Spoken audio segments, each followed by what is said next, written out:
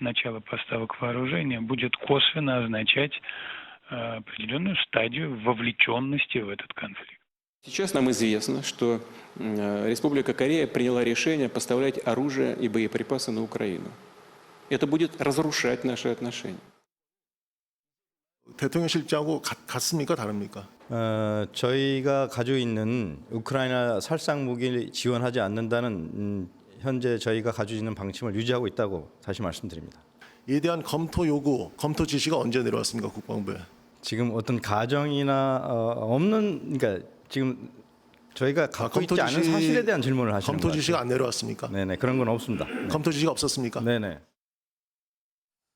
자, 바로 이 내용입니다. 이 가운데 있죠. 윤석열 대통령 최근에 로이터와 인터뷰를 하면서 나온 내용이에요. 몇 가지 내용이 있었는데 그중에 하나가 우크라이나 관련해서 민간인 공격 등 발생 시, 그러니까 러시아가 이런 공격을 할 시 인도적 지원만 고집하기 어렵다. 그 이상의 지원. 이걸 무기 제공으로, 무기 지원으로 해석이 됐죠. 그러자 바로 러시아가 반응을 보였죠. 영상에도 있었지만 이런 거예요. 우크라이나 무기 지원은 적대적 행위로 간주된다. 반면에 미국은 이런 반응이에요. 미국 국방부. 한국 기업 환영한다. 다르죠. 하나 더 있습니다. 보시죠. 여기 드미트리 메드베프 총리, 대통령도 했잖아요.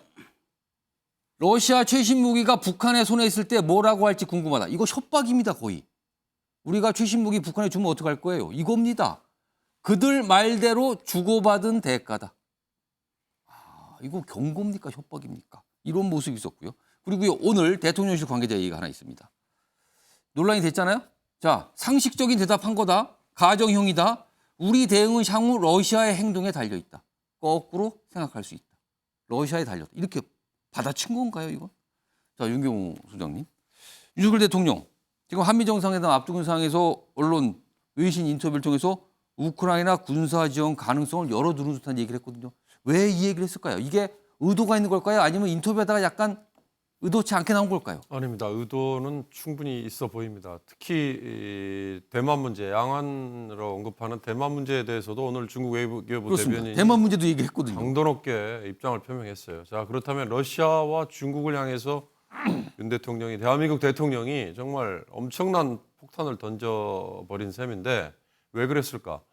자, 26일로 예정돼 있는 한미 정상회담에 앞서서 우리 입장을 너무 적극적으로 설명을 하다가 이게 앞질러 버린 거 아닌가. 이렇다면 이제 한미 정상회담에 가서 사실은 이런 식의 미국과 공동 모조를 취하겠다는 거를 보완 설명 차원이 아니라 아예 그냥 우리 패를 다 까버리는 셈이 돼버렸어요. 너무 기정사실 해버렸다는 특히 건가요? 우크라이나의 살상무기 지원 운운하는 시비가 걸렸던 건 작년 벌써 10월부터 아니에요. 예. 기억하실지 모르겠습니다만 그때만 해도 대통령이 아침에 출근을 할 때 기자들이 서서 약식 문답을 할 때잖아요. 그때 나온 질문이 이미 있었어요. 러시아에서 이러이러한 푸틴이 언급을 했는데 대통령께서 어떻게 생각하시냐라는 질문이 있었는데 그때 윤 대통령은 그냥 넘어갔습니다. 자, 엊그제 문제가 됐던 뭐 CIA든 미국의 NSA든 도청 중에 우리 안보실장과 외교비서관이 나눈 얘기 중에 아주 구체적으로 그것도 역시 우크라이나 무기 지원 관련된 내용이잖아요. 그렇습니다. 포탄 지원 뭐 이게 또 구체적인 방안이 들어 있었잖아요. 그러니까 그런 것들이 지금 이번에 한미 정상회담에 가서 테이블에 올려질지 아니면 마쿠에서만 논의될지 모르지만 분명히 다뤄질 사안이다 짐작이 되는데 그걸 우리 대통령이 로이터라는 외신과의 인터뷰에서 저렇게 서슴없이 그것도 아주 구체적으로 얘기를 해버렸어요.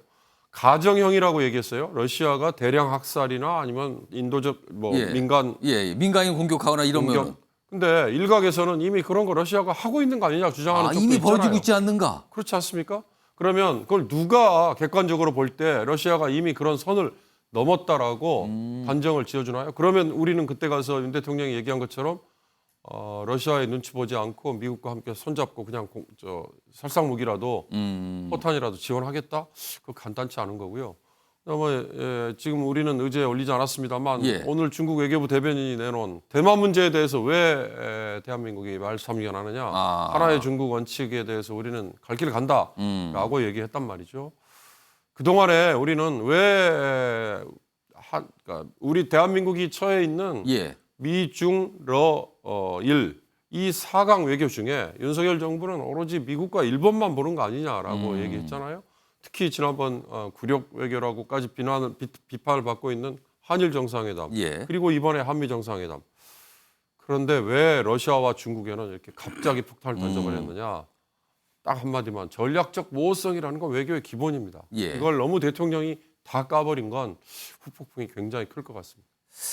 자, 그러니까 이 사안에 대해서 지금 우리 정부 입장은 우크라이나 관련해서 바뀐 게 없다. 근데 그럼 이건 도대체 무슨 얘기냐? 약간 이런 게 좀 맞서고 있는 상황으로 가고 있는 상황입니다.